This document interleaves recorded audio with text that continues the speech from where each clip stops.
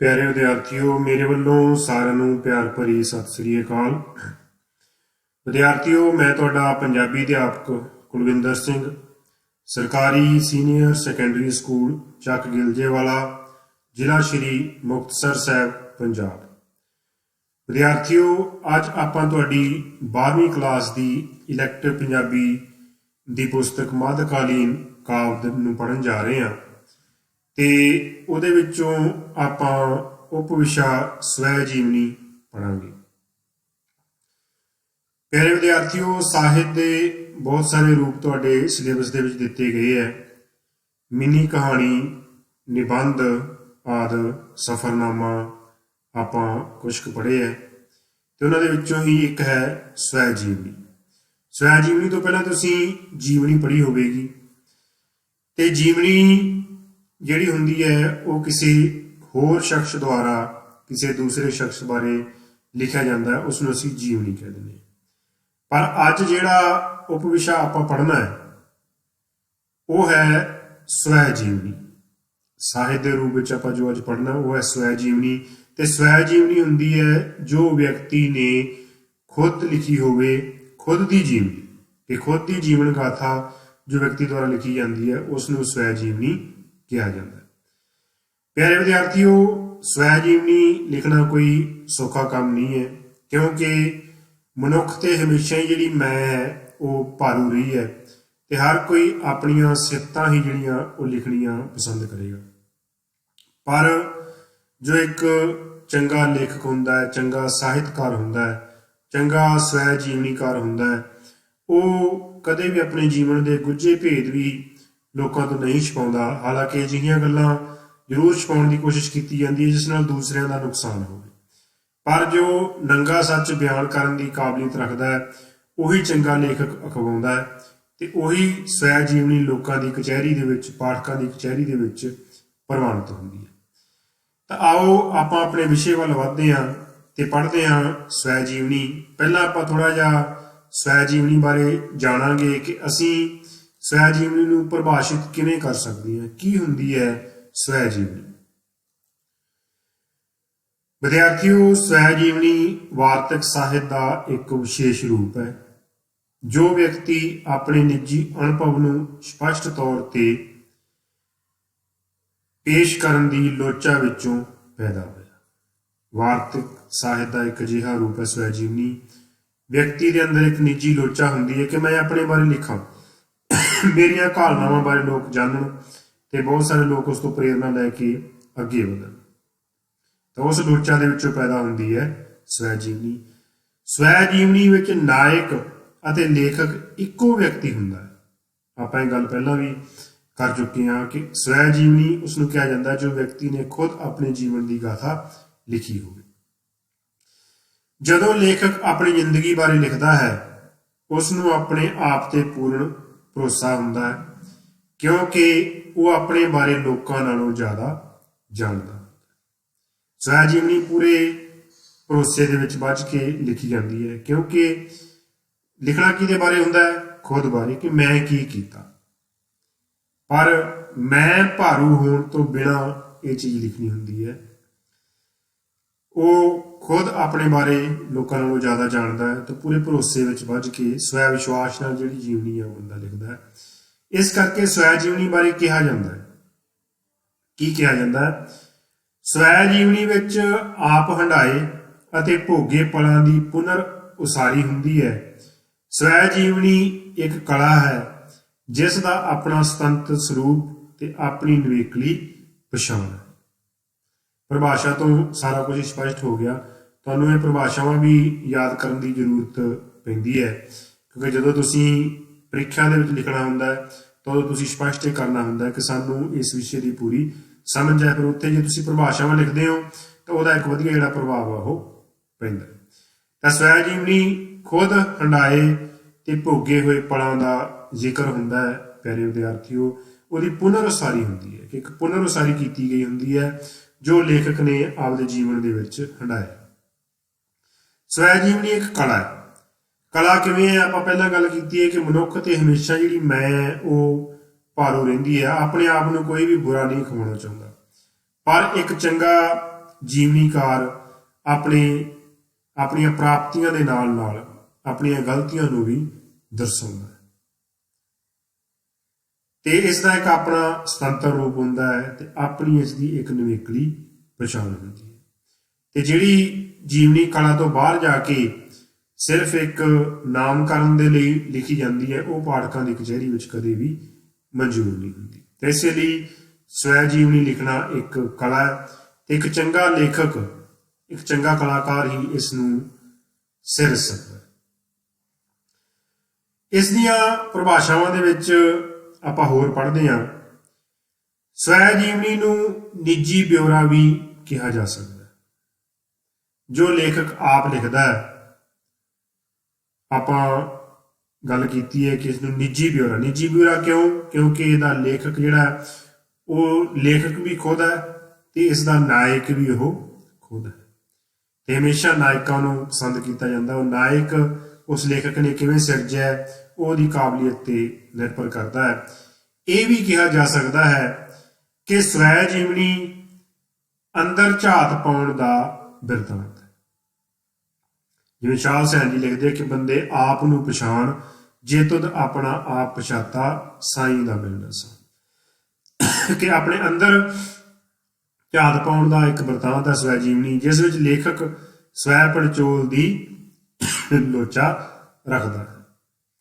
ਸਵੈ ਜੀਵਨੀ ਅੰਦਰ ਝਾਤ ਪਾਉਣ ਦਾ ਇੱਕ ਬਿਰਤਾਂਤ ਹੈ ਜਿਸ ਵਿੱਚ ਲੇਖਕ ਦੀ ਲੋਚਾ ਹੁੰਦੀ ਹੈ ਕਿ ਉਹ ਸਵੈ ਪੜਚੋਲ ਕਰ ਸਕੇ, ਆਪਦੇ ਆਪ ਨੂੰ ਉਹ ਮਾਪ ਸਕੇ ਕਿ ਉਸਨੇ ਕੀ ਕੀਤਾ, ਕੀ ਖੱਟਿਆ, ਕੀ ਗਵਾਇਆ। ਇੱਕ ਵਿਦਵਾਨ ਨੇ ਇਹ ਵੀ ਆਖਿਆ ਸਵੈ ਜੀਵਨੀ ਬਾਰੇ, ਇਹ ਵੀ ਕਿਹਾ ਇੱਕ ਵਿਦਵਾਨ ਨੇ, ਸਵੈ ਜੀਵਨੀ ਮਨੁੱਖ ਦੀ ਆਪਣੀ ਛਾਇਆ ਹੈ। ਸਾਡੀ ਜਿਹੜੀ ਛਾਂ ਹੁੰਦੀ ਹੈ, ਪਰਛਾਵਾਂ ਅਸੀਂ ਕਹਿ ਸਕਦੇ ਹਾਂ।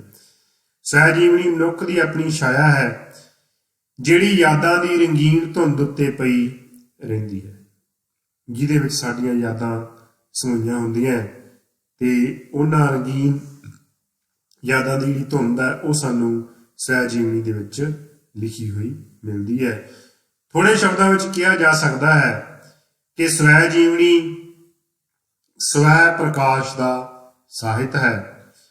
ਸੋ ਇਸ ਬਾਰੇ ਇਹ ਆਖ ਸਕਦੇ ਹਾਂ ਕਿ ਸਵੈ ਜੀਵਨੀ ਇੱਕ ਖਾਸ ਸਮੇਂ ਉੱਤੇ ਕੀਤੀ ਗਈ ਸਵੈ ਪੜਚੋਲ ਹੈ।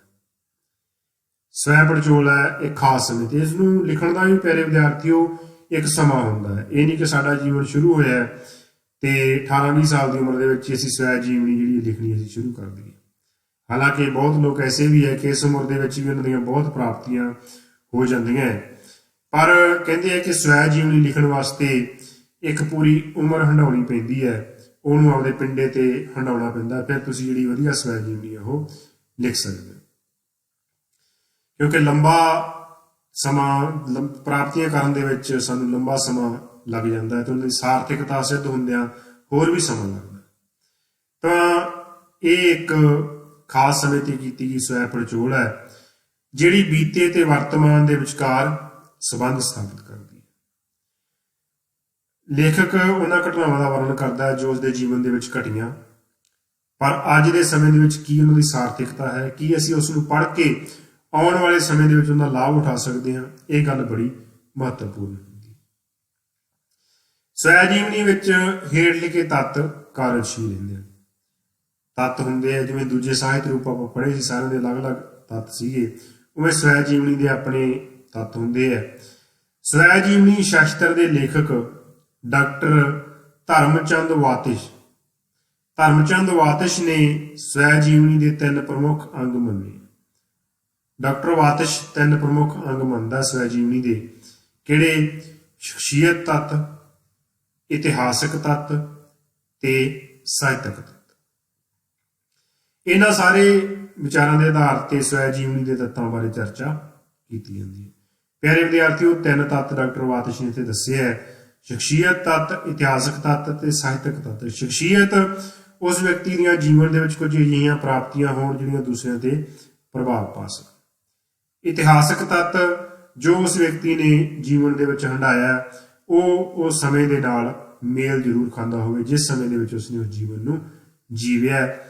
ਸਾਹਿਤਕ ਤੱਤ ਜ਼ਰੂਰੀ ਹੈ ਕਿਉਂਕਿ ਰੌਚਕਤਾ ਸਾਹਿਤ ਦਾ ਪਹਿਲਾ ਤੱਤ ਹੁੰਦਾ ਹੈ ਤੇ ਜੇ ਸਵੈ ਜੀਵਨੀ ਦੇ ਵਿੱਚ ਰੌਚਕਤਾ ਨਹੀਂ ਹੈ, ਘਟਨਾਵਾਂ ਦੀ ਲੜੀ ਨੂੰ ਇਸ ਤਰੀਕੇ ਨਾਲ ਨਹੀਂ ਪਰੋਇਆ ਗਿਆ ਕਿ ਜਿਹੜਾ ਪਾਠਕ ਉਹਦੇ ਵੱਲ ਖਿੱਚਿਆ ਜਾਵੇ, ਤਾਂ ਉਸਨੂੰ ਅਸੀਂ ਸੰਪੂਰਨ ਸਵੈ ਜੀਵਨੀ ਅਸੀਂ ਨਹੀਂ ਕਹਿ ਸਕਦੇ।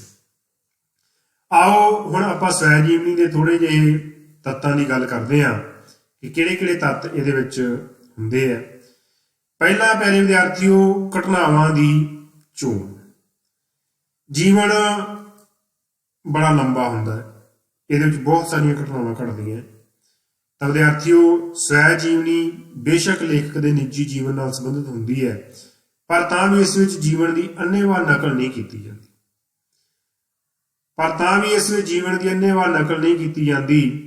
ਲੇਖਕ ਆਪਣੇ ਜੀਵਨ ਵਿੱਚੋਂ ਕੇਵਲ ਮਹੱਤਵਪੂਰਨ ਘਟਨਾਵਾਂ ਹੀ ਚੁਣਦਾ ਹੈ ਤੇ ਉਹਨਾਂ ਨੂੰ ਛਾਣ ਸਵਾਰ ਕੇ ਤੱਥਾਂ ਦੀ ਚੋਣ ਅਨੁਸਾਰ ਕਲਾਤਮਕ ਪ੍ਰਗਟਾਵੇ ਦਾ ਰੂਪ ਦਿੰਦਾ ਹੈ। ਸਵੈ ਜੀਵਨੀ ਦੀ ਸਫਲਤਾ ਇਸ ਗੱਲ ਉੱਤੇ ਨਿਰਭਰ ਕਰਦੀ ਹੈ ਕਿ ਲੇਖਕ ਨੇ ਘਟਨਾਵਾਂ ਦੀਆਂ ਲੜੀਆਂ ਨੂੰ ਕਿਸ ਪ੍ਰਕਾਰ ਕਿਸੇ ਤਰਤੀਬ ਵਿੱਚ ਵਿਉਂਤਬੱਧ ਕੀਤਾ ਹੈ ਤੇ ਉਸ ਨੂੰ ਕਿੰਨੀ ਗਿਆਨ ਵਧਾਊ ਬਣਾਇਆ ਹੈ। ਇਹ ਔਖਾ ਕੰਮ ਹੈ। ਇਸੇ ਕਰਕੇ ਡਾਕਟਰ ਬੰਜਾਰਾ ਬੇਦੀ ਕਹਿੰਦਾ ਹੈ ਕਿ ਆਤਮ ਕਥਾ ਦੁਨੀਆ ਦੀ ਭੀੜ ਵਿੱਚ ਆਪਣੇ ਆਪ ਨੂੰ ਪਛਾਣਨ ਦਾ ਕਲਾਤਮਕ ਯਤਨ ਹੈ। ਵਿਦਿਆਰਥੀਓ, ਜੀਵਨ ਲੰਬਾ ਹੁੰਦਾ ਹੈ। ਸਵੈ ਜੀਵਨੀ ਦਾ ਮਤਲਬ ਇਹ ਨਹੀਂ ਕਿ ਜਨਮ ਤੋਂ ਲੈ ਕੇ ਹਰ ਗੱਲ ਲਿਖੀ ਜਾਵੇ, ਹਰ ਸਾਲ ਦਾ ਜ਼ਿਕਰ ਹੋਵੇ, ਹਰ ਮਹੀਨੇ ਦਾ ਜ਼ਿਕਰ ਹੋਵੇ, ਹਰ ਦਿਨ ਦਾ ਜ਼ਿਕਰ ਹੋਵੇ। ਇਹ ਕੋਈ ਜੀਵਨ ਕਹਾਣੀ ਨਹੀਂ ਹੈ। ਸਵੈ ਜੀਵਨੀ ਕੋਈ ਜੀਵਨ ਕਹਾਣੀ ਨਹੀਂ ਹੈ। ਸਵੈ ਜੀਵਨੀ ਲੇਖਕ ਦੁਆਰਾ ਕੀਤੇ ਗਏ ਸੰਘਰਸ਼, ਉਸ ਦੀਆਂ ਪ੍ਰਾਪਤੀਆਂ ਦਾ ਵਰਣਨ ਹੁੰਦਾ। ਤਾਂ ਲੇਖਕ ਜੋ ਉਹਦੇ ਜੀਵਨ ਵਿੱਚ ਹੋਈਆਂ ਬਹੁਤ ਸਾਰੀਆਂ ਘਟਨਾਵਾਂ ਦੇ ਵਿੱਚੋਂ ਕੁਝ ਕੁ ਮਹੱਤਵਪੂਰਨ ਘਟਨਾਵਾਂ ਨੂੰ ਚੁਣਦਾ, ਉਹਨਾਂ ਨੂੰ ਇੱਕ ਤਰਤੀਬ ਦਿੰਦਾ ਹੈ ਤੇ ਉਹਨਾਂ ਨੂੰ ਛਾਂਗ ਸਵਾਰ ਕੇ ਸਾਹਿਤਕ ਬੋਲੀ ਦੇ ਵਿੱਚ, ਸਾਹਿਤਕ ਭਾਸ਼ਾ ਦੇ ਵਿੱਚ ਫਿਰ ਉਹਨੂੰ ਉਹ ਉਸ ਢਾਂਚੇ ਦੇ ਵਿੱਚ ਰੱਖ ਕੇ ਉਸ ਨੂੰ ਲਿਖਦਾ ਹੈ। ਤੇ ਸਵੈ ਜੀਵਨੀ ਦੀ ਜਿਹੜੀ ਸਫਲਤਾ ਹੈ ਉਹ ਇਸੇ ਗੱਲ ਤੇ ਨਿਰਭਰ ਕਰਦੀ ਹੈ ਕਿ ਜੋ ਲੇਖਕ ਨੇ ਲਿਖੀ ਹੈ ਉਹ ਸਾਹਿਤਕ ਜਿਹੜੇ ਪੈਮਾਨੇ ਹੈ ਉਹਨਾਂ ਤੇ ਕਿੰਨੀ ਖਰੀ ਉਤਰਦੀ ਹੈ, ਕਿਉਂਕਿ ਉਹਨੂੰ ਪਾਠਕ ਵੀ ਚਾਹੀਦੇ ਆ ਨਾ। ਸਾਹਿਤਕ ਚ ਹੁਣ ਸਵੈ ਜੀਵਨੀ ਤਾਂ ਕੋਈ ਵੀ ਲਿਖ ਸਕਦਾ, ਜੀਵਨ ਤਾਂ ਸਭ ਦਾ ਹੀ ਹੈ, ਪਰ ਉਹਨੂੰ ਪੜ੍ਹਨ ਵਾਲੇ ਜਿਹੜੇ ਪਾਠਕ ਹੈ ਉਹ ਕਿੰਨੇ ਪ੍ਰਭਾਵਿਤ ਹੁੰਦੇ ਆ ਤੇ ਅੱਗੇ ਕਿੰਨੇ ਪਾਠਕ ਵੱਧਦੇ ਆ ਤੇ ਕੀ ਉਹ ਉਹਦੇ ਤੋਂ ਸਿੱਖਦੇ ਆ। ਘਟਨਾਵਾਂ ਅਜਿਹੀਆਂ ਹੋਣ ਜਿਹਦੇ ਤੋਂ ਅਸੀਂ ਕੁਝ ਨਾ ਕੁਝ ਸਿੱਖ ਸਕੀਏ।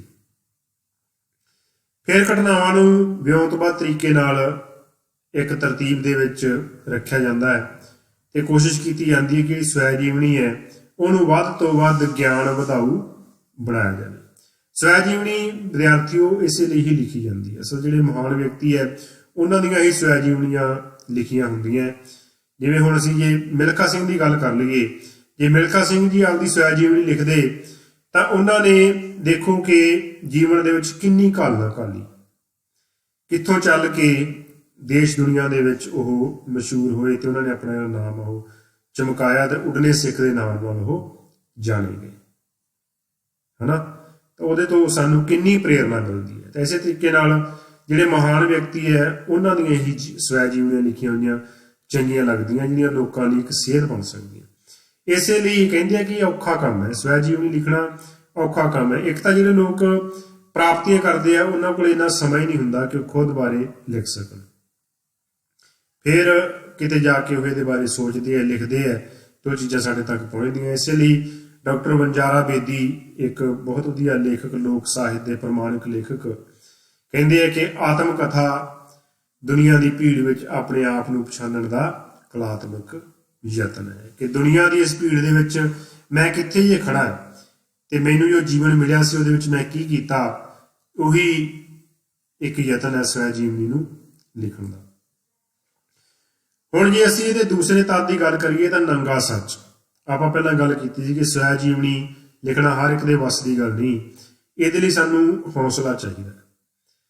ਲੇਖਕ ਦੇ ਵਿੱਚ ਇਹ ਕਾਬਲੀਅਤ ਹੋਵੇ ਕਿ ਉਹ ਆਪਣੇ ਜੀਵਨ ਦਾ ਜਿਹੜਾ ਨੰਗਾ ਸੱਚ ਹੈ ਉਸਨੂੰ ਬਿਆਨ ਕਰਨ ਦੀ ਹਿੰਮਤ ਰੱਖਦਾ ਹੋਵੇ, ਕਿਉਂਕਿ ਜਿਹੜੇ ਕਹਿੰਦੇ ਕਿ ਸਫਲਤਾ ਦੇ ਪਿੱਛੇ ਬਹੁਤ ਸਾਰੀਆਂ ਅਸਫਲਤਾਵਾਂ ਖੜੀਆਂ ਹੁੰਦੀਆਂ।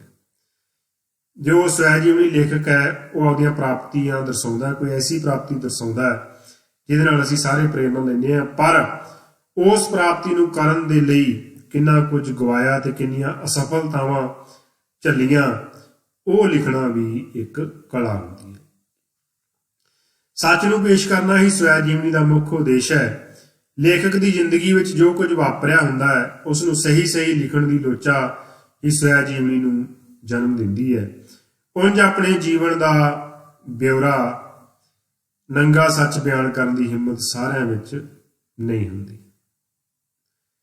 ਵਿਦਿਆਰਥੀਓ, ਬਲਵੰਤ ਗਾਰਗੀ ਵਰਗਿਆਂ ਦੀਆਂ ਜਿਹੜੀਆਂ ਜੀਵਨੀਆਂ ਹੈ, ਜੇ ਅਸੀਂ ਉਹਨਾਂ ਨੂੰ ਪੜ੍ਹਾਂਗੇ, ਨੰਗੀ ਧੁੱਪ ਵਰਗੀਆਂ ਜੀਵਨੀਆਂ ਲਿਖੀਆਂ ਹੋਈਆਂ ਜਿਹੜੀਆਂ ਅਸੀਂ ਪੜ੍ਹਾਂਗੇ, ਫਿਰ ਸਾਨੂੰ ਪਤਾ ਲੱਗਦਾ ਕਿ ਜੀਵਨੀ ਲਿਖਣ ਲਈ ਸਾਨੂੰ ਕਿੱਡੀ ਹਿੰਮਤ ਦੀ ਜ਼ਰੂਰਤ ਪੈਂਦੀ ਹੈ।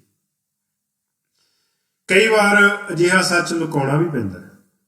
ਆਪਾਂ ਪਹਿਲਾਂ ਵੀ ਗੱਲ ਕੀਤੀ ਸੀ ਕਿ ਸੱਚ ਖੁਦ ਬਾਰੇ ਅਸੀਂ ਬਿਆਨ ਕਰ ਸਕਦੇ ਹਾਂ, ਅਸੀਂ ਕਿਉਂ ਉਸ ਲਈ ਅਸੀਂ ਖੁਦ ਹੀ ਜ਼ਿੰਮੇਵਾਰ ਹੁੰਦੇ ਹਾਂ। ਪਰ ਕਈ ਵਾਰ ਸਾਡੇ ਸੱਚ ਬੋਲਣ ਨਾਲ ਦੂਸਰਿਆਂ ਦਾ ਨੁਕਸਾਨ ਹੁੰਦਾ ਹੈ, ਤਾਂ ਚੰਗੇ ਸਵੈ ਜੀਵਨੀਕਾਰ ਕਈ ਅਜਿਹੇ ਸੱਚ ਨੂੰ ਲੁਕਾ ਲੈਂਦੇ ਆ ਜਾਂ ਸੰਕੇਤਕ ਰੂਪ ਦੇ ਵਿੱਚ ਉਹ ਪੇਸ਼ ਕਰਦੇ। ਦੂਸਰਾ ਅਗਲਾ ਤੱਤ ਜਿਹੜਾ ਇਹਦੇ ਵਿੱਚ ਹੈ ਉਹ ਹੈ ਆਪਾ। ਸਵੈ ਜੀਵਨੀ ਹੁੰਦੀ ਕੀ ਹੈ? ਡਾਕਟਰ ਬੰਜਾਰਾ ਬਿੱਦੀ ਨੇ ਕਿਹਾ ਸੀ ਕਿ ਆਪਣੇ ਆਪ ਨੂੰ ਪਹਿਚਾਨਣ ਦਾ ਇੱਕ ਸਾਧਨ ਹੈ ਦੁਨੀਆ ਦੀ ਇਸ ਭੀੜ ਦੇ ਵਿੱਚ। ਤਾਂ ਜਿਹੜਾ ਬੰਦਾ ਆਪਣੇ ਆਪ ਨੂੰ ਪਹਿਚਾਣ ਕੇ ਦੁਨੀਆ ਦੇ ਸਾਹਮਣੇ ਰੱਖ ਸਕਦਾ ਉਹੀ ਸਵੈ ਜੀਵਨੀ ਲਿਖ ਸਕਦਾ। ਆਪਣੇ ਆਪ ਦੀ ਪਛਾਣ ਕਰਨਾ ਸਵੈ ਜੀਵਨੀ ਦਾ ਆਧਾਰ ਹੈ।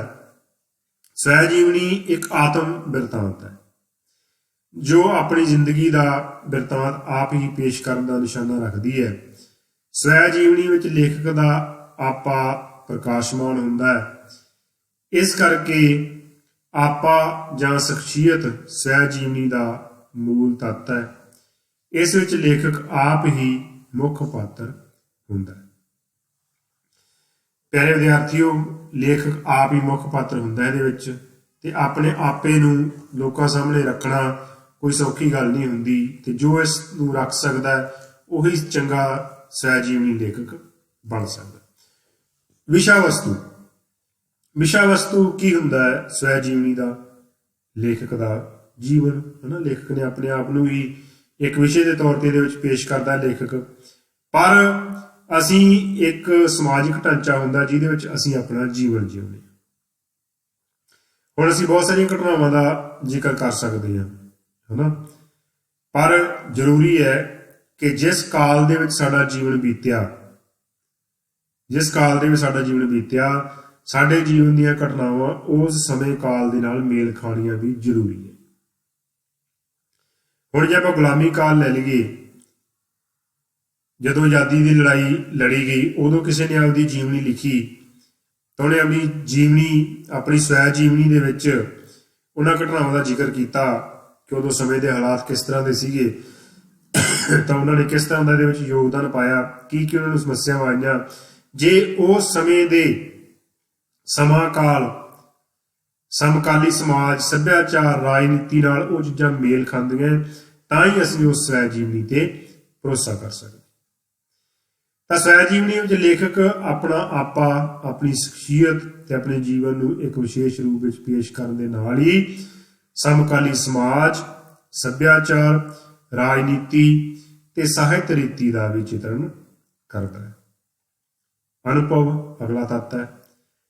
ਹੁੰਦਾ ਕੀ ਹੈ ਸਵੈ ਜੀਵਨੀ? ਸਵੈ ਅਨੁਭਵ। ਜੋ ਅਨੁਭਵ ਲੇਖਕ ਨੇ ਸਾਰੇ ਜੀਵਨ ਦੇ ਵਿੱਚ ਝੱਲੇ ਹੈ ਉਹੀ ਸਵੈ ਜੀਵਨੀ ਦੇ ਵਿੱਚ ਲਿਖੇ ਹੁੰਦੇ। ਸਵੈ ਜੀਵਨੀ ਅਨੁਭਵਾਂ ਦਾ ਸੰਗ੍ਰਹਿ ਹੈ। ਸਵੈ ਜੀਵਨੀ ਲਿਖੇ ਜਾਣ ਤੋਂ ਪਹਿਲਾਂ ਜੀਵੀ ਜਾਂਦੀ ਹੈ। ਆਪਾਂ ਗੱਲ ਕੀਤੀ ਸੀ ਕਿ ਹੱਡੀ ਹੰਢਾਏ ਜਿਹੜੇ ਪਲ ਹੁੰਦੇ ਆ ਉਹਨਾਂ ਦਾ ਹੀ ਜ਼ਿਕਰ ਜਿਹੜਾ ਸਵੈ ਜੀਵਨੀ ਦੇ ਵਿੱਚ ਕੀਤਾ ਜਾਂਦਾ ਹੈ। ਇਸ ਵਿੱਚ ਵਾਪਰੀਆਂ ਘਟਨਾਵਾਂ ਲੇਖਕ ਦੇ ਅਨੁਭਵ ਬਣ ਜਾਂਦੇ ਹਨ। ਇਹਨਾਂ ਅਨੁਭਵਾਂ ਦੀ ਵਿਉਂਤਬੱਧ ਲੜੀ ਨੂੰ ਪੇਸ਼ ਕਰਨਾ ਹੀ ਸਵੈ ਜੀਵਨੀ ਹੈ। ਸਵੈ ਜੀਵਨੀ ਦਾ ਆਧਾਰ ਲੇਖਕ ਦੇ ਕੌੜੇ ਮਿੱਠੇ ਨਿੱਜੀ ਅਨੁਭਵ ਹੀ ਹਨ। ਕਈ ਵਾਰ ਨਿੱਜੀ ਅਨੁਭਵ ਦੂਜਿਆਂ ਲਈ ਗਿਆਨ ਦੇ ਭੰਡਾਰਾਂ ਤੇ ਚਾਨਣ ਮੁਨਾਰਿਆਂ ਦਾ ਕੰਮ ਕਰਦੇ। ਆਪਾਂ ਪਹਿਲਾਂ ਗੱਲ ਕੀਤੀ ਸੀ ਕਿ ਸਵੈ ਜੀਵਨੀ ਲਿਖਣ ਦਾ ਫਾਇਦਾ ਤਾਂ ਹੀ ਹੈ ਜੇ ਉਸਦਾ ਸਮਾਜ ਨੂੰ ਕੋਈ ਫਾਇਦਾ ਹੋਵੇ, ਲੋਕਾਂ ਨੂੰ ਉਸਦਾ ਕੋਈ ਫਾਇਦਾ ਹੋਵੇ। ਤਾਂ ਆਪਣੇ ਅਨੁਭਵ ਲੇਖਕ ਨੇ ਜੋ ਜੀਵਨ ਦੇ ਵਿੱਚ ਹੰਢਾਏ ਹੁੰਦੇ ਹੈ ਉਹ ਸਵੈ ਜੀਵਨੀ ਦੇ ਵਿੱਚ ਸਾਡੇ ਨਾਲ ਉਹਨਾਂ ਦਾ ਜ਼ਿਕਰ ਕਰਦਾ ਹੈ। ਅਗਲੇ ਤੱਤ ਦੀ ਆਪਾਂ ਗੱਲ ਕਰੀਏ ਤਾਂ ਅਗਲਾ ਤੱਤ ਸਾਡੇ ਕੋਲ ਹੈ ਅਧਿਕਾਰੀ ਵਿਅਕਤੀ। ਅਧਿਕਾਰੀ ਵਿਅਕਤੀ ਪਿਆਰੇ ਵਿਦਿਆਰਥੀਓ ਉਹ ਹੁੰਦਾ ਹੈ ਜਿਸ ਨੇ ਜੀਵਨ ਦੇ ਵਿੱਚ ਕੋਈ ਪ੍ਰਾਪਤੀਆਂ ਕੀਤੀਆਂ ਹੋਣ। ਹਰ ਕਿਸੇ ਦਾ ਜੀਵਨ ਹੁੰਦਾ ਹੈ, ਹਰ ਕੋਈ ਆਪਣੀ ਜੀਵਨ ਕਹਾਣੀ ਲਿਖ ਸਕਦਾ ਤੇ ਆਪਣੀ ਜੀਵਨ ਕਹਾਣੀ ਲਿਖਣ ਲਈ ਆਜ਼ਾਦ ਹੈ। ਪਰ ਕਹਿੰਦੇ ਜੀਵਨ ਕਹਾਣੀ ਐਸੀ ਸੰਘਰਸ਼ਮਈ ਹੋਵੇ, ਐਸੀ ਪ੍ਰਾਪਤੀਆਂ ਨਾਲ ਭਰੀ ਹੋਵੇ ਜਿਸ ਨੂੰ ਪੜ੍ਹ ਕੇ ਕਿਸੇ ਦਾ ਜੀਵਨ ਸੁਧਰ ਸਕੇ। ਇਸੇ ਲਈ ਸਵੈ ਜੀਵਨੀ ਦਾ ਲੇਖਕ ਜਾਂ ਪਾਤਰ ਕੋਈ ਅਧਿਕਾਰੀ ਵਿਅਕਤੀ ਹੀ ਹੋ ਸਕਦਾ ਹੈ ਜੋ ਪ੍ਰਭਾਵਸ਼ਾਲੀ ਹੋਵੇ ਜਾਂ ਜਿਸ ਨੇ ਕਿਸੇ ਖੇਤਰ ਵਿੱਚ ਪ੍ਰਸਿੱਧੀ ਤੇ ਨੇਕੀ ਨਾਮੀ ਖੱਟੀ ਹੋਵੇ, ਨੇਕ ਨਾਮੀ ਖੱਟੀ ਹੋਵੇ। ਵਿਦਿਆਰਥੀਓ ਵਿੱਚ ਜਿਸ ਦੀਆਂ ਪ੍ਰਾਪਤੀਆਂ ਹੋਣ ਜੀਵਨ ਦੇ ਵਿੱਚ, ਜਿਸ ਤੋਂ ਅਸੀਂ ਕੋਈ ਸੇਧ ਲੈ ਸਕੀਏ, ਜਿਨ੍ਹਾਂ ਦੇ ਜੀਵਨਾਂ ਤੋਂ ਅਸੀਂ ਸੇਧ ਲੈ ਸਕਦੇ ਹਾਂ, ਉਹੀ ਸਵੈ ਜੀਵਨੀਆਂ ਸਾਡੇ ਲਈ ਲਾਹੇਵੰਦ ਹੈ। ਸਵੈ ਜੀਵਨੀ ਦਾ ਲੇਖਕ ਕੋਈ ਚੇਤਨ ਕਲਾਕਾਰ, ਕੋਈ ਅਨੂਠਾ ਅਨੁਭਵੀ ਪੁਰਸ਼, ਕੋਈ ਸੁਹਿਰਦ ਵਿਅਕਤੀ ਹੀ ਹੋ ਸਕਦਾ ਹੈ ਜੋ ਝੂਠ ਤੇ ਸੱਚ ਦੀ ਪਰਖ ਕਰਨ ਦੀ ਸਮਰੱਥਾ ਰੱਖਦਾ ਹੋ। ਵਿਦਿਆਰਥੀਓ ਐਡੀ ਵੱਡੀ ਦੁਨੀਆ ਹੈ, ਸਾਡਾ ਐਡਾ ਵੱਡਾ ਦੇਸ਼ ਹੈ, 140 ਕਰੋੜ ਦੀ ਸਾਡੀ ਆਬਾਦੀ ਹੈ, ਪਰ ਇਸ ਆਬਾਦੀ ਦੇ ਵਿੱਚ ਬਹੁਤ ਸਾਰੇ ਲੋਕ ਐਸੇ ਹੈ ਜਿਹੜੇ ਕਿ ਬਹੁਤ ਸਾਰੇ ਰਾਜਨੀਤਿਕ ਆਗੂ ਬਣੇ, ਬਹੁਤਿਆਂ ਨੇ ਖੇਡਾਂ ਵਿੱਚ ਮੱਲਾਂ ਮਾਰੀਆਂ, ਸਮਾਜਿਕ ਖੇਤਰ ਦੇ ਵਿੱਚ ਬਹੁਤ ਲੋਕ ਅੱਗੇ ਆਏ, ਮੀਡੀਆ ਦੇ ਖੇਤਰ ਵਿੱਚ ਬਹੁਤ ਸਾਰੇ ਲੋਕ ਅੱਗੇ ਹੈ, ਪੜ੍ਹਾਈਆਂ ਦੇ ਖੇਤਰ ਵਿੱਚ ਬਹੁਤ ਲੋਕ ਅੱਗੇ ਹੈ, ਚੰਗੇ ਅਹੁਦੇ ਪ੍ਰਾਪਤ ਕਰਨ ਦੇ ਵਿੱਚ ਜਿਹੜੇ ਲੋਕ ਹੈ ਉਹ ਅੱਗੇ ਹੈ। ਹੁਣ ਦੇਖੋ ਆਬਾਦੀ ਤਾਂ ਐਡੀ ਵੱਡੀ ਸੀ, ਪਰ ਜਿਹੜੇ ਵਿਲੱਖਣ ਵਿਅਕਤੀ ਹੈ ਉਹਨਾਂ ਦੀ ਗਿਣਤੀ ਐਡੀ ਆਬਾਦੀ ਦੇ ਵਿੱਚ ਤੁਹਾਨੂੰ ਬਹੁਤ ਘੱਟ ਮਿਲੇਗੀ। ਉਹਨਾਂ ਦਾ ਜੀਵਨ ਵਿਲੱਖਣ ਕਿਉਂ ਹੈ? ਕਿਉਂਕਿ ਉਹਨਾਂ ਨੇ ਆਪਣੇ ਸਮੇਂ ਨੂੰ ਵਿਅਰਥ ਨਹੀਂ ਗਵਾਇਆ, ਉਹਨਾਂ ਨੇ ਪ੍ਰਾਪਤੀਆਂ ਕੀਤੀਆਂ ਜੀਵਨ ਦੇ ਵਿੱਚ। ਇਸੇ ਲਈ ਉਹਨਾਂ ਦੀਆਂ ਸਵੈ ਜੀਵਨੀਆਂ ਹੀ ਸਾਡੀ ਪੜ੍ਹਨ ਦੀ ਇੱਛਾ ਹੁੰਦੀ ਹੈ ਕਿ ਉਹ ਲਿਖਣ ਆਪਦੇ ਬਾਰੇ ਤਾਂ ਅਸੀਂ ਉਸ ਨੂੰ ਪੜ੍ਹ ਸਕੀਏ। ਬੋਲੀ ਤੇ ਸ਼ੈਲੀ। ਹੁਣ ਦੇਖੋ ਇੱਕ ਲੇਖਕ ਜਿਸ ਸੱਭਿਆਚਾਰ ਦੇ ਵਿੱਚ ਰਹਿੰਦਾ ਹੈ, ਜਿਸ ਸਮਾਜ ਦੇ ਵਿੱਚ ਉਹ ਰਹਿੰਦਾ ਹੈ, ਮੰਨ ਲਓ ਜੇ ਅਸੀਂ ਕਿਸੇ ਪੰਜਾਬੀ ਲੇਖਕ ਦੀ ਗੱਲ ਕਰ ਲਈਏ, ਉਸਨੇ ਆਪਣੀ ਸਵੈ ਜੀਵਨੀ ਲਿਖੀ ਤਾਂ ਪਹਿਲ ਕਿਸ ਨੂੰ ਦੇਵੇਗਾ? ਉਹ ਆਪਣੇ ਲੋਕਾਂ ਦੀ ਬੋਲੀ ਨੂੰ ਦੇਊਗਾ, ਕਿਉਂਕਿ ਪੜ੍ਹਨ ਵਾਲੇ ਪਾਠਕ ਜਿਹੜੇ ਹੈ ਉਹ ਉਸੇ ਹੀ ਬੋਲੀ ਦੇ ਹੋਣਗੇ ਪਹਿਲੇ। ਜੇ ਉਹ ਉਸ ਨੂੰ ਸਰਵ ਪ੍ਰਵਾਨਿਤ ਕਰਦੇ ਹੈ ਤਾਂ ਬਹੁਤ ਸਾਰੀਆਂ ਸਵੈ ਜੀਵਨੀਆਂ ਦੂਜੀਆਂ ਭਾਸ਼ਾਵਾਂ ਦੇ ਵਿੱਚ ਵੀ ਜਿਹੜੀਆਂ ਪਿਆਰੇ ਵਿਦਿਆਰਥੀ ਉਹਨਾਂ ਦਾ ਤਰਜਮਾ ਕੀਤਾ ਜਾਂਦਾ, ਉਹਨਾਂ ਨੂੰ ਟਰਾਂਸਲੇਟ ਕੀਤਾ ਜਾਂਦਾ, ਉਹ ਪੜ੍ਹੀਆਂ ਜਾਂਦੀਆਂ। ਸਵੈ ਜੀਵਨੀ ਲੇਖਕ ਆਪਣੀ ਰਚਨਾ ਦੀ ਭਾਸ਼ਾ ਨੂੰ ਪ੍ਰਵਾਹਮਈ ਤੇ ਰਵਾਨੀ ਭਰਪੂਰ ਬਣਾਉਣ ਲਈ ਢੁਕਵੇਂ ਸ਼ਬਦਾਂ ਦੀ ਵਰਤੋਂ ਕਰਦਾ ਹੈ। ਉਹ ਉਸ ਨੂੰ ਮੁਹਾਵਰਿਆਂ, ਅਖਾਣਾਂ ਤੇ ਵਾਕ ਅੰਸ਼ਾਂ ਦੀ ਢੁਕਵੀਂ ਵਰਤੋਂ ਨਾਲ ਰਸਮਈ ਬਣਾਉਂਦਾ ਹੈ। ਉਹ ਕਿਸੇ ਵੀ ਸ਼ੈਲੀ ਦੀ ਵਰਤੋਂ ਕਰ ਸਕਦਾ ਹੈ, ਉਹ ਭਾਵੇਂ ਰੋਮਾਂਟਿਕ ਹੋਵੇ, ਸ਼ਾਸਤਰੀ ਹੋਵੇ ਜਾਂ ਅਲੰਕਾਰਾਂ ਨਾਲ ਸਜੀ ਪਵੀ ਤੇ ਕਾਵਿ ਹੋਵੇ। ਇਹਦੇ ਵਿੱਚ ਬੋਲੀ ਪਹਿਲਾਂ ਜ਼ਰੂਰੀ ਹੈ ਕਿ ਜਿਸ ਤਰ੍ਹਾਂ ਜਿਸ ਸੱਭਿਆਚਾਰ ਨਾਲ ਬੰਦਾ ਸੰਬੰਧ ਰੱਖਦਾ, ਜੇ ਉਸੇ ਤਰ੍ਹਾਂ ਦੀ ਬੋਲੀ ਉਹਨੇ ਵਰਤੋਂ ਕੀਤੀ ਹੈ, ਉਹੀ ਬੋਲੀ ਦੇ ਵਿੱਚ ਉਹਨੇ ਲਿਖੀ ਹੈ ਆਪਣੀ ਲੋਕ ਭਾਸ਼ਾ ਦੇ ਵਿੱਚ, ਆਪਣੀ ਮਾਤ ਭਾਸ਼ਾ ਦੇ ਵਿੱਚ, ਤਾਂ ਉਹ ਪ੍ਰਵਾਨਿਤ ਹੋਵੇਗੀ ਉਹਦੇ ਲੋਕਾਂ ਦੇ ਵਿੱਚ। ਉਸ ਤੋਂ ਬਾਅਦ ਸ਼ੈਲੀ ਨਿਰਭਰ ਕਰਦੀ ਹੈ ਕਿ ਉਹਦੇ ਵਿੱਚ ਕਿਹੜੀ ਸ਼ੈਲੀ। ਉਹ ਰੋਮਾਂਟਿਕ ਭਾਵਾਂ ਨਾਲ ਲਿਖਦਾ ਹੈ, ਸ਼ਾਸਤਰੀ ਭਾਵਾਂ ਨਾਲ ਲਿਖਦਾ ਹੈ, ਅਲੰਕਾਰਾਂ ਨਾਲ ਸਜਾ ਕੇ ਆਪਣੀ ਸਵੈ ਜੀਵਨੀ ਨੂੰ ਲਿਖਦਾ ਹੈ, ਜਾਂ ਉਹ ਉਸਨੂੰ ਕਾਵਮਈ ਬਣਾ ਦਿੰਦਾ ਹੈ। ਤਾਂ ਇਸ ਤਰ੍ਹਾਂ ਕਰਕੇ ਪਿਆਰੇ ਵਿਦਿਆਰਥੀਓ ਬੋਲੀ ਤੇ ਸ਼ੈਲੀ ਵੀ ਜਿਹੜੇ ਹੈ ਉਹ ਸਵੈ ਜੀਵਨੀ ਦੇ ਮਹੱਤਵਪੂਰਨ ਤੱਤ ਹੁੰਦੇ ਹੈ। ਉਦੇਸ਼। ਹੁਣ ਦੇਖੋ ਕੋਈ ਵੀ ਚੀਜ਼ ਉਦੇਸ਼ ਤੋਂ ਬਿਨਾਂ ਤਾਂ ਉਹ ਅਧੂਰੀ ਹੈ। ਸਵੈ ਜੀਵਨੀ ਦਾ ਕੋਈ ਨਾ ਕੋਈ ਉਦੇਸ਼ ਤਾਂ ਜ਼ਰੂਰ ਹੁੰਦਾ। ਸਵੈ ਜੀਵਨੀ ਲੇਖਕ ਜਦੋਂ ਇਹ ਤੈਅ ਕਰਦਾ ਹੈ ਕਿ ਉਹ ਆਪਣੀ ਸਵੈ ਜੀਵਨੀ ਲਿਖੇਗਾ ਤਾਂ ਪਹਿਲਾਂ ਆਪਦੇ ਜੀਵਨ ਤੇ ਜੀਵਨ ਝਾਤ ਪਾਉਂਦਾ ਹੈ, ਇੱਕ ਝਾਤ ਪਾਉਂਦਾ ਹੈ ਕਿ ਮੇਰੀਆਂ ਪ੍ਰਾਪਤੀਆਂ ਕੀ ਹੈ, ਤੇ ਜੇ ਮੈਂ ਆਪਦੇ ਬਾਰੇ ਲਿਖਾਂ ਤਾਂ ਲੋਕ ਕਿਉਂ ਪੜ੍ਹਨਗੇ। ਉਸ ਕਿਉਂ ਦਾ ਜਵਾਬ ਜੇ ਉਸ ਨੂੰ ਮਿਲ ਜਾਂਦਾ ਹੈ ਤਾਂ ਉਹ ਸਵੈ ਜੀਵਨੀ ਲਿਖਣ ਦਾ ਫੈਸਲਾ ਕਰਦਾ। ਤਾਂ ਉਦੇਸ਼ ਜ਼ਰੂਰ ਹੋਣਾ ਚਾਹੀਦਾ ਜੋ ਵੀ ਸਵੈ ਜੀਵਨੀ ਲਿਖੀ ਗਈ ਹੈ, ਕਿ ਕਿਸ ਉਦੇਸ਼ ਨਾਲ ਮੈਂ ਉਹਨੂੰ ਲਿਖ ਰਿਹਾ। ਸਿਰਫ ਇੱਕ ਲਿਖਤ ਦੇ ਰੂਪ ਵਿੱਚ, ਕਿਤਾਬ ਛਾਪਣ ਦੇ ਰੂਪ ਵਿੱਚ ਲਿਖੀ ਹੋਈ ਸਵੈ ਜੀਵਨੀ ਕਦੇ ਵੀ ਪਾਠਕਾਂ ਦੀ ਕਚਹਿਰੀ ਦੇ ਵਿੱਚ ਮਨਜ਼ੂਰ ਨਹੀਂ ਹੁੰਦੀ। ਸਵੈ ਜੀਵਨੀ ਦਾ ਉਦੇਸ਼ ਲੇਖਕ ਦੁਆਰਾ ਆਪਣੀ ਜੀਵਨ ਯਾਤਰਾ ਵਿੱਚ ਹੋਈਆਂ ਗਲਤੀਆਂ ਨੂੰ ਸਵੀਕਾਰ ਕਰਨਾ ਅਤੇ ਪ੍ਰਾਪਤੀਆਂ ਦਾ ਮੁੱਲ ਪਾਉਣਾ। ਦੇਖੋ ਸਪਸ਼ਟ ਹੋ ਗਿਆ ਇੱਥੇ, ਆਪਦੀਆਂ ਗਲਤੀਆਂ ਨੂੰ ਸਵੀਕਾਰ ਕਰਨਾ ਤੇ ਪ੍ਰਾਪਤੀਆਂ ਦਾ ਮੁੱਲ ਪਾਉਣਾ ਉਦੇਸ਼ ਹੁੰਦਾ ਸਵੈ ਜੀਵਨੀ ਦਾ, ਤਾਂ ਜੋ ਜ਼ਿੰਦਗੀ ਦੀਆਂ ਸਫਲਤਾਵਾਂ ਤੇ ਕਮਜ਼ੋਰੀਆਂ ਪਾਠਕਾਂ ਲਈ ਪਥ ਪ੍ਰਦਰਸ਼ਕ ਬਣ ਸਕਣ, ਰਾਹ ਦਸੇਰਾ ਬਣ ਸਕਣ ਦੂਸਰਿਆਂ ਲਈ। ਸਵੈ ਜੀਵਨੀ ਲੇਖਕ ਦੇ ਮਨ ਦੀਆਂ ਡੂੰਘਾਵਾਂ ਨੂੰ ਵੀ ਸਾਕਾਰ ਕਰ ਦਿੰਦੀ ਹੈ, ਜੋ ਕਈ ਵਾਰੀ ਮਨੁੱਖੀ ਵਰਤਾਰੇ ਦੀ ਕਹਾਣੀ ਕਹਿ ਦਿੰਦੀਆਂ। ਸਵੈ ਜੀਵਨੀ ਦਾ ਇੱਕ ਹੋਰ ਉਦੇਸ਼ ਗਿਆਨ ਦੇਣਾ। ਚਲੋ ਗਿਆਨ ਤਾਂ ਉਹਦੇ ਵਿੱਚੋਂ ਆਪਾਂ ਲੈਣੀ ਆ, ਪਰ ਜ਼ਰੂਰੀ ਹੁੰਦਾ ਕਿ ਉਹ ਦੂਸਰਿਆਂ ਲਈ ਪ੍ਰੇਰਨਾ ਬਣੇ। ਜਿਹੜੀਆਂ ਸਵੈ ਜੀਵਨੀਆਂ ਪ੍ਰੇਰਨਾ ਬਣਦੀਆਂ ਉਹ ਦੂਜੀਆਂ ਭਾਸ਼ਾਵਾਂ ਦੇ ਵਿੱਚ ਵੀ ਜਿਹੜੀਆਂ ਉਹਨਾਂ ਦਾ ਤਰਜਮਾ ਹੁੰਦਾ। ਜਿਵੇਂ ਮੇਰਾ ਦਾਗਿਸਤਾਨ ਬਾਰੇ ਤੁਸੀਂ ਜ਼ਰੂਰ ਸੁਣਿਆ ਹੋਣਾ, ਰਸੂਲ ਹਮਜ਼ਾ ਤੋਬ ਦੀ ਉਹ ਕਿਤਾਬ ਜਿਹੜੀ ਦੁਨੀਆ ਦੇ ਵਿੱਚ ਮਸ਼ਹੂਰ ਹੋਈ, ਅਨੇਕ ਭਾਸ਼ਾਵਾਂ ਦੇ ਵਿੱਚ ਉਹ ਪ੍ਰਚਲਿਤ ਹੋਈ। ਉਸ ਨੇ ਆਪਣੇ ਸੱਭਿਆਚਾਰ, ਆਪਣੀ ਭਾਸ਼ਾ ਬਾਰੇ ਇੰਨਾ ਸੁਚੱਜੇ ਢੰਗ ਨਾਲ ਲਿਖਿਆ, ਇੰਨਾ ਵਧੀਆ ਤਰੀਕੇ ਨਾਲ ਲਿਖਿਆ ਕਿ ਉਹ ਸਰਵ ਪ੍ਰਮਾਣਿਤ ਹੋਇਆ। ਕਮਜ਼ੋਰੀਆਂ, ਹੁਣ ਸਵੈ ਜੀਵਨੀ ਦੀਆਂ ਕੁਝ ਕਮਜ਼ੋਰੀਆਂ ਵੀ ਰਹਿ ਜਾਂਦੀਆਂ, ਕਿਉਂਕਿ ਸਵੈ ਜੀਵਨੀ ਦਾ ਲੇਖਕ ਤੇ ਨਾਇਕ ਇੱਕੋ ਹੁੰਦਾ ਹੈ। ਉਹਨੇ ਨੰਗਾ ਸੱਚ ਬਿਆਨ ਕਰਨਾ ਹੁੰਦਾ ਹੈ, ਪਰ ਕਈ ਵਾਰ ਹਰ ਇੱਕ ਦੇ ਵਿੱਚ ਉਹ ਹਿੰਮਤ ਨਹੀਂ ਹੁੰਦੀ ਕਿ ਉਹ ਨੰਗੇ ਸੱਚ ਨੂੰ ਬਿਆਨ ਕਰ ਸਕੇ, ਤਾਂ ਬਹੁਤ ਸਾਰੀਆਂ ਕਮਜ਼ੋਰੀਆਂ ਵੀ ਰਹਿ ਜਾਂਦੀਆਂ। ਪਹਿਲੀ ਕਮਜ਼ੋਰੀ ਕਹਿੰਦੇ ਵੀ ਇਹ ਰਹਿ ਜਾਂਦੀ ਹੈ ਕਿ ਲੇਖਕ ਦਾ ਜੀਵਨ ਬਹੁਤਾ ਚਿਰ ਨਹੀਂ ਠਹਿਰਦਾ ਨਹੀਂ। ਉਸੇ ਤਰ੍ਹਾਂ ਸਵੈ ਜੀਵਨੀ ਅਸਥਿਰ ਤੇ ਚਲੰਤ ਹੋਣ ਕਰਕੇ ਲੋੜੀਂਦੇ ਨਿਯਮਾਂ ਤੇ ਵਿਧਾਨਾਂ ਵਿੱਚ ਬੰਨੀ ਨਹੀਂ ਜਾ ਸਕਦੀ।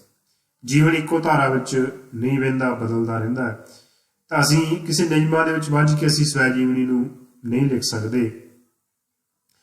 ਪਰ ਇੱਕ ਪਰਪੱਕ ਸਾਹਿਤਕਾਰ ਉੱਤੇ ਇਹ ਗੱਲ ਲਾਗੂ ਨਹੀਂ ਹੁੰਦੀ। ਇਸ ਤੋਂ ਇਲਾਵਾ ਇਸ ਦੀਆਂ ਹੋਰ ਵੀ ਕਮਜ਼ੋਰੀਆਂ ਹਨ।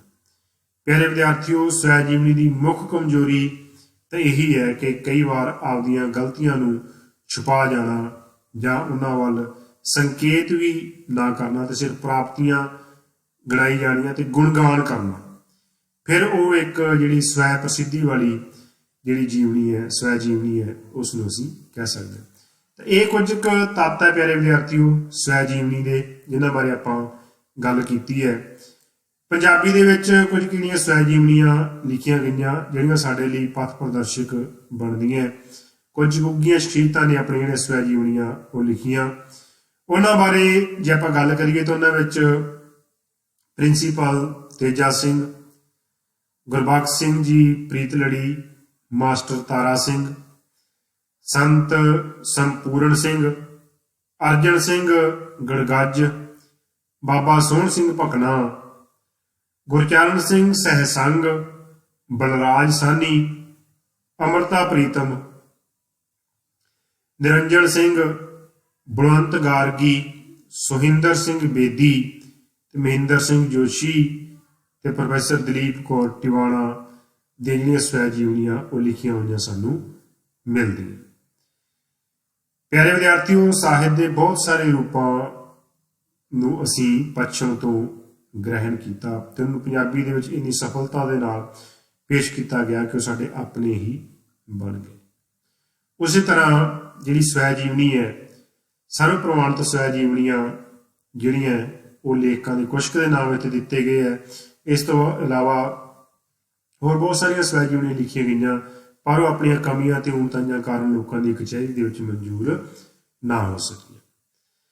ਤਾਂ ਇਹ ਸੀ ਪਿਆਰੇ ਵਿਦਿਆਰਥੀਓ, ਅੱਜ ਆਪਾਂ ਸਵੈ ਜੀਵਨੀ ਬਾਰੇ ਗੱਲਬਾਤ ਕੀਤੀ। ਸਾਹਿਤ ਦਾ ਇੱਕ ਅਜਿਹਾ ਰੂਪ ਜੋ ਸਾਨੂੰ ਕਿਸੇ ਦੇ ਨਿੱਜੀ ਅਨੁਭਵਾਂ ਬਾਰੇ ਜਾਣਨ ਦਾ ਮੌਕਾ ਪ੍ਰਦਾਨ ਕਰਦਾ ਹੈ।